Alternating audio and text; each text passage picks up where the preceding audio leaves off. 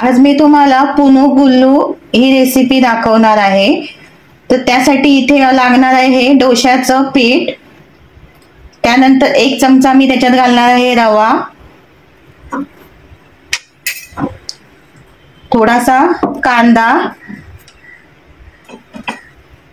हिरवी मिरची, कोथिंबीर, थोडंसं जिरं, अर्धा चमचा धना पावडर, चवीप्रमाणे मीठ। आता हे आपण मिक्स करून घ्यायचं आणि हे आपण थोड्या वेळासाठी झाकून ठेवायचं। पुनुगुल्लू तळण्यासाठी आपल्याला इथे तेल गरम करून घ्यायचं आहे। तेल चांगलं एकदम कडक करून घ्यायचं आणि नंतर आपण जेव्हा तेलामध्ये सोडणार आहोत ना, तेलामध्ये सोडणार त्यावेळेला गॅस थोडासा कमी करायचा, पण पहिल्यांदा आपण तेल कडक करून घ्यायचंय। तर आपल्या इथे तेल गरम झालेलं आहे। आता मी थोडासा गॅस कमी केलेला आहे आणि हातानेच मी इथे पुनुगुल्लू तळून घेणार आहे।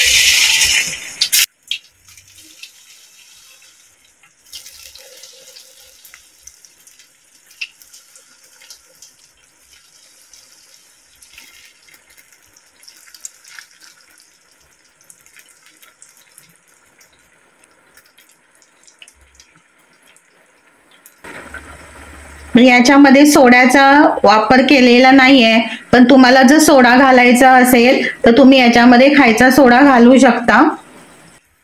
आता हे आपण ना दुसऱ्या साईडने पण असे भाजून घ्यायचे आहेत। बघा खूपच छान असे फुगलेले आहेत। आता आपण पलटी करूया।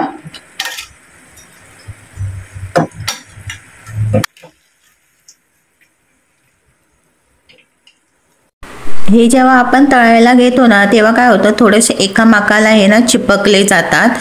तर काय करायचं, हे छोटासा 1 चमचा घ्यायचा आणि ते वेगळे करून घ्यायचे। जसे भाजतात ना तसे ते वेगळे होतात। तर इथे आपले हे ना पुनुगुल्लू तळून झालेले आहेत। एकदम झटपट असे हे ना तळून होतात आणि रेसिपी पण एकदम सोपी अशी आहे। तर हे बघा खूपच छान असे टम्म फुगलेले आपले पुनुगुल्लू मी एका डिश मधून हे काढून घेतले आहेत। याचप्रमाणे आपण बाकीचे पण पुनुगुल्लू तळून घ्यायचे आहेत। रेसिपी आवडली तर चॅनलला लाईक करा, शेअर करा आणि सबस्क्राईब करा। आणि असेच मी काही रेसिपी चॅनलवरती अपलोड केलेले आहेत। जर तुम्ही पाहिला नसाल तर नक्की पहा आणि तुम्ही कुठून पाहता ते पण मला कमेंटमध्ये सांगा। तुमच्या कमेंट वाचायला मला खूप खूप आवडतं। पुनुगुल्लू तर आपले तयार झालेलेच आहेत। आता त्यासाठी आपण चटणी बनवणार आहोत। तर लसूण घेतलेली आहे, कांदा, कोथिंबीर, टॅमॅटो, लाल मिरची आणि इथे मी चिंच घेतलेली आहे।